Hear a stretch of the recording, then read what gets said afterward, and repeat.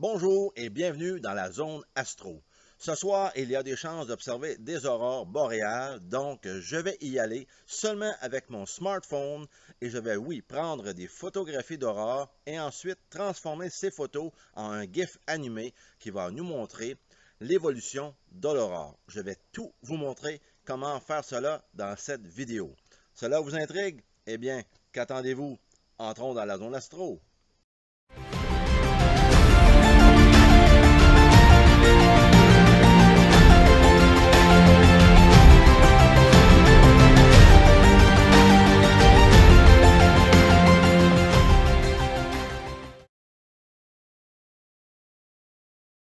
Zone Astro, vidéo numéro 64, photographier et animer vos aurores boréales simplement.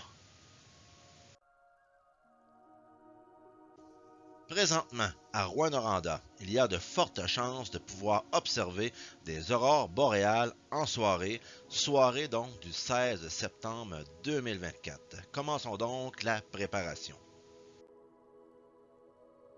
Voyons les prévisions météorologiques avec l'horloge Astro Météo Clear Sky Chart. Donc, nous voyons bien que le lundi 16 septembre, donc ce soir, les conditions devraient être un ciel dégagé avec une transparence acceptable. Donc, j'espère que cela fonctionnera. Il y a aussi le site Astrosphérique qui est disponible ici au Québec, qui me dit à peu près la même chose que le site précédent, sauf qu'il y a quand même possibilité d'avoir de la fumée de feux de forêt qui pourrait nuire aux observations. Donc je verrai bien rendu sur les lieux. Les aurores boréales se présenteront peut-être ce soir, mais il y aura tout de même une presque pleine lune qui nuira un peu aux observations. Mais prenons quand même une chance. Donc, je suis à Rouyn-Noranda et si je clique en plein milieu de la zone d'observation, vous voyez que je suis dans une zone classée Bortle classe 6, ce qui est quand même assez pollué au niveau donc de la pollution lumineuse. Mais quand même, je vais tout de même prendre une chance d'essayer de voir quels résultats nous pouvons avoir donc avec les moyens du bord, donc avec seulement un smartphone en plein milieu de la ville de Rouyn-Noranda, donc au Québec, pour l'observation de ces aurores boréales. Voici maintenant le disque auroral que nous voyons donc autour du pôle Nord, donc c'est l'hémisphère Nord. Donc je suis à Rouyn-Noranda et on voit très bien que de ma position, je suis vraiment en dessous du disque auroral qui se rend, le disque lui-même touche les États-Unis. Donc il y a toutes les chances de pouvoir observer quelque chose malgré les conditions qui ne sont pas optimum. L'indice des paramètres K estimé, qu'on appelle aussi l'indice KP, est très élevé. Il est près de 8. Donc, la barre est rouge et ce n'est pas pour rien. Donc, j'ai vraiment espérance de voir quelque chose. Allons maintenant prendre les photos. Pour prendre les photos, j'utiliserai donc mon smartphone et je l'installerai sur un trépied avec un petit adaptateur simple. Donc, pour les aurores boréales ce soir, donc, je mets mon temps d'exposition à 2 secondes. Le ISO à 1600, j'ai beaucoup de pollution lumineuse avec la lune, la pleine lune. Donc, on va voir quand même ce que ça va donner. Donc, le focus à l'infini. J'ai aussi ouvert mon intervallomètre. Et voilà, qui va prendre des photos à toutes les secondes. Je place la caméra pour qu'elle vise dans la bonne direction et je démarre avec le bouton start ici à l'infini. Donc c'est parti et voilà, les photos se prennent, des photos de 2 secondes. On le voit à droite, le petit indicateur qui avance, donc il prend plusieurs photos Et voilà. Donc, on va voir ce que ça va donner tantôt après plusieurs photos. Voici une des photos prises donc ce soir, mais nous pouvons améliorer ce voile auroral qui déjà me surprend un peu avec toute la pollution lumineuse que j'ai présentement. Voici un GIF animé, donc réalisé avec une série de photos que j'ai prises ce soir et traitées avec Photoshop.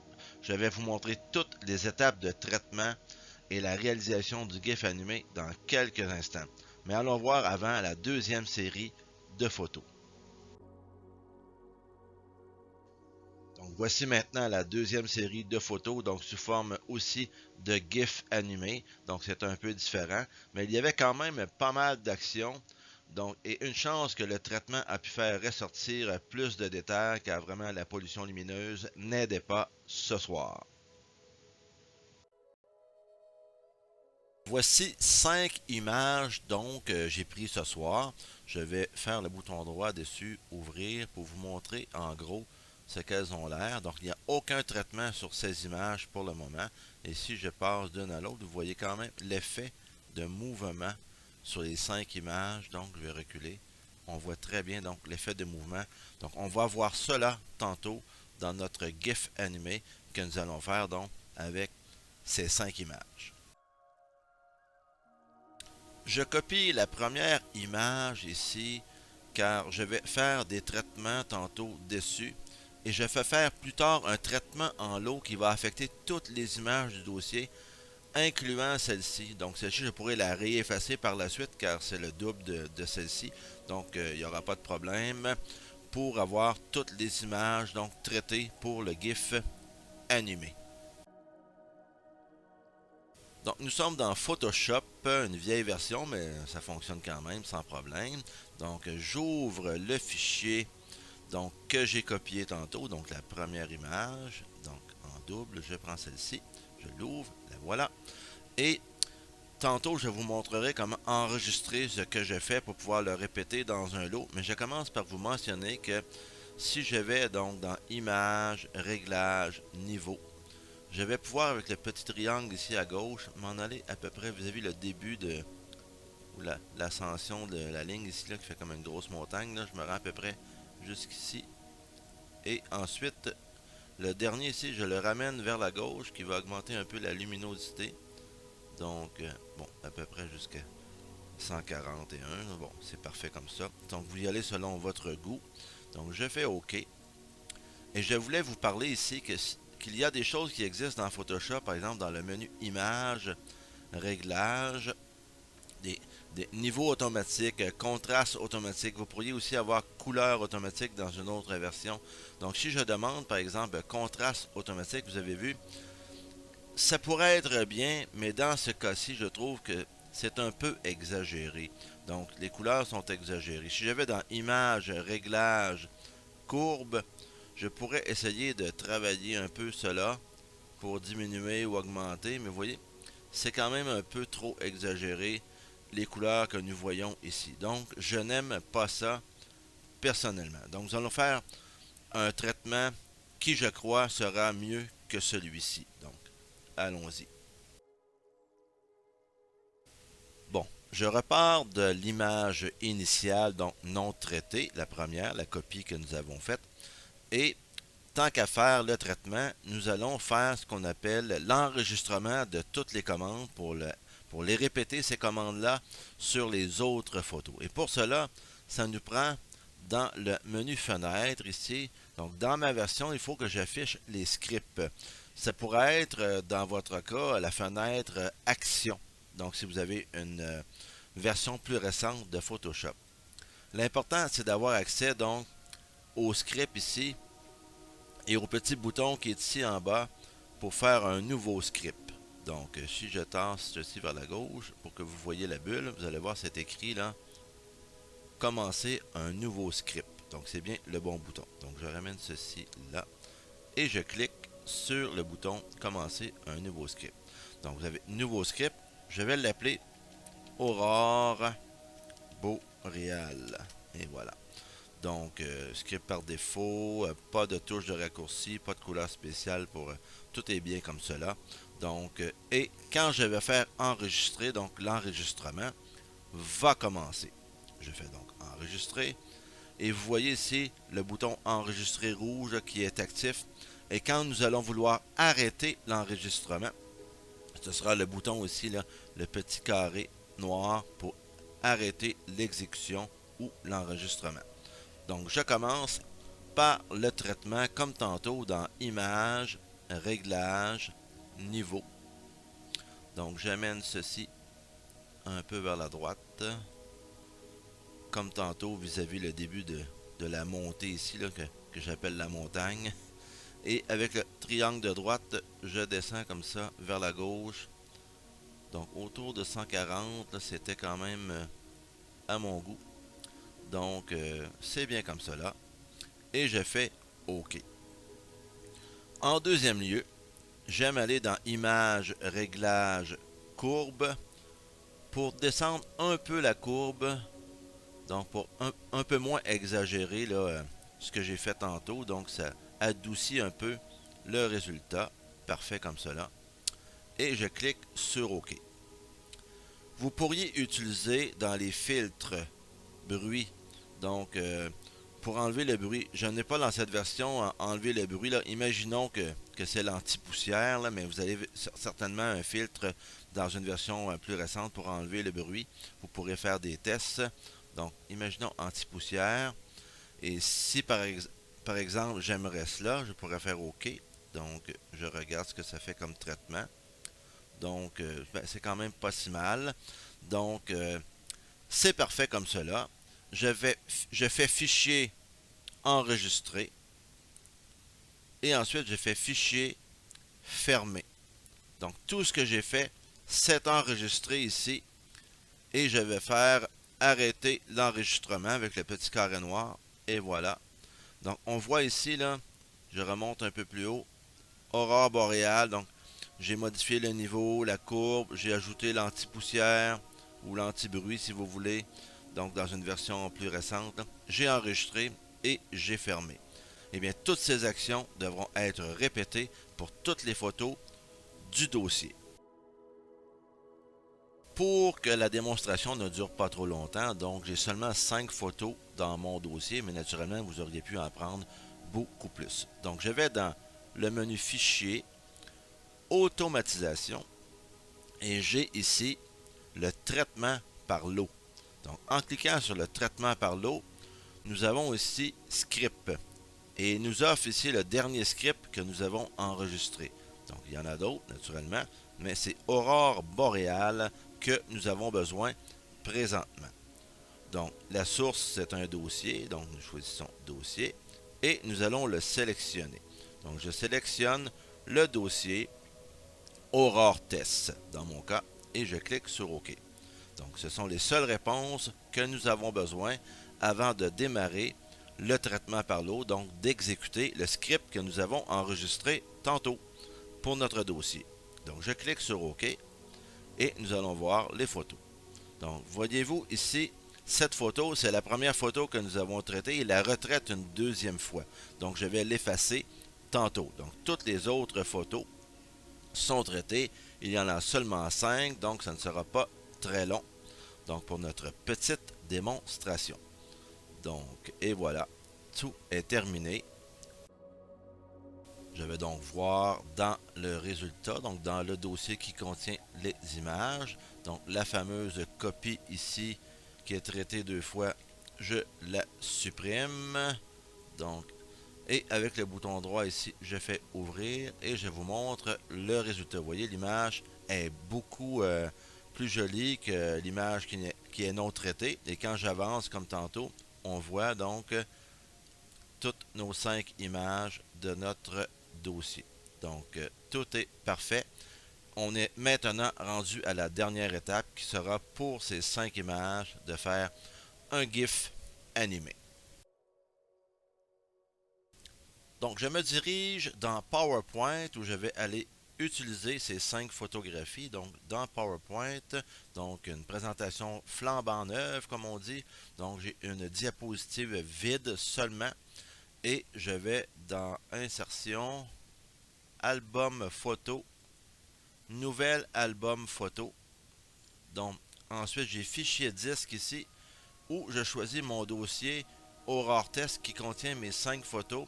Je clique sur une et avec le raccourci CTRL A, donc c'est sélectionner tout. Peut-être qu'avec le bouton droit on pourrait le prendre, je ne le vois pas, donc CTRL A. Et puis on fait insérer tout simplement. Et vous allez voir ici les 5 photographies. Je fais créer. Et l'album de 5 photos se crée.